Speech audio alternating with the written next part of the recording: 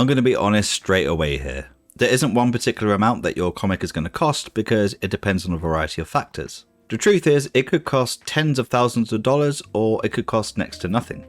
It depends on your circumstances. Now in this video, we're going to take some of the numbers that I've seen commonly crop up and work with those to figure out how much it could cost.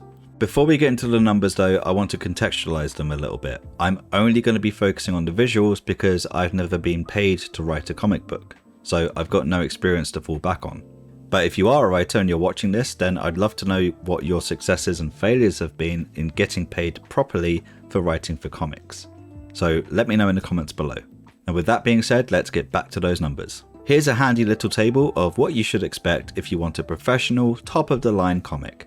These numbers are per page, so the line art, for example, is $200 times however many pages your comic is. If you were to make a comic 20 pages long and you were outsourcing the line art, the colors, letters, and cover art, then you're looking at numbers of around $18,800 to $23,500.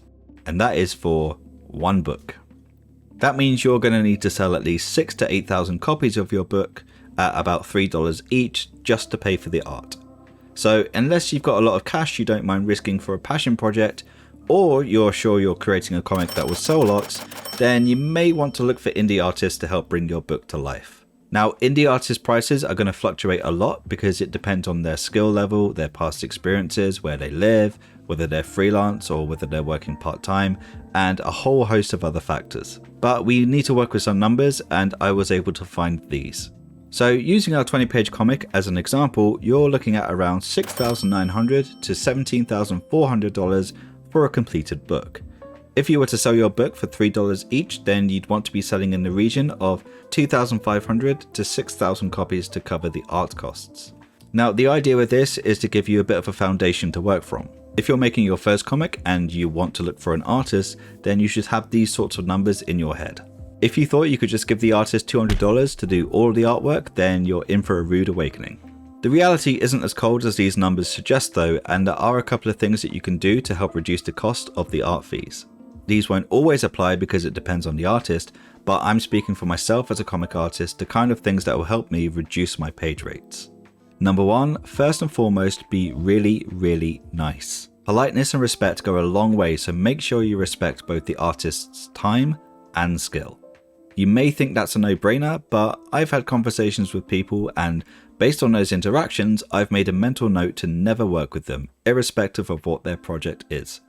Number two, have a great story and tell the artist what it's about. If you ask an artist to do the artwork for issue 1 of 6 and you only tell them the story of issue 1, you're making it harder for yourself and them. Why? Well, partly because if you only give the artist a little bit of the story, it's kind of difficult for them to get excited about it. The majority of comic artists are comic book fans, and so if they know what the payoff to the story is, they're more likely to be excited and motivated to bring it to life. Plus, they may come up with some clever visual storytelling ideas that could pay off further down the line. Number 3, as a writer or a non-artist, the best leverage you can use with an artist is your marketing abilities, not your writing abilities. Obviously a great story does help, as we've already mentioned, but there's no point having a great story if nobody's going to read it. If you're great at social media, you've run successful crowdfunding campaigns, you've polled your audience and have good data to suggest that they'd buy your book, then that will go a long way in putting the artist's mind at ease that this is a project that has a future. That's not to say that if you don't have any of these then an artist won't work with you, but if you can point to your social media numbers or any other relevant metric, then that can help. If you hit some, if not all of these, then that can help open up a little bit of wiggle room for the artist and their fees. Don't get me wrong, it won't be dramatic. If a standard page rate is $100 per page for the line art, then I'm not going to drop that to $50 a page just because you're polite. But I could go down to $90 or $80 instead if I'm convinced that this comic is going to sell well and has a future.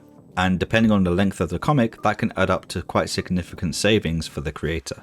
Now, you may have thought about offering a royalty payment instead of a page rate for the artist. What that means is that you'd ask the artist to work for significantly less or for free, with the promise of paying them further along down the line when the comic book sells. So you'd offer them something like 50% of the comic book sales. Do not do this. Especially if this is your first comic, it's unlikely to sell in the tens of thousands, which it would need to do for you to accumulate enough money to make that risk worth it for the artist. All you're doing is ripping them off and securing a really bad reputation for yourself. Instead, you should offer the page rate that they're asking for and also offer them royalty payments as well. It may seem that you're giving away all of the stuff to them, but you're really not. At the end of the day, when it comes to paying for art, it's a collaboration. The more you get the artist on board, the better the comic is going to be, generally speaking. And the better you work with artists, the better your reputation is going to be, which means artists are going to want to work with you for future projects. So it's a win-win. When negotiating with an artist, it's always a good idea to seek professional advice from a lawyer. There are lawyers who specialize in art negotiation and some even specialize in comics specifically, so seek them out and get as much information as possible before you sign anything. And you should both sign stuff before you work together. Now, all of that was just for the art. What about printing?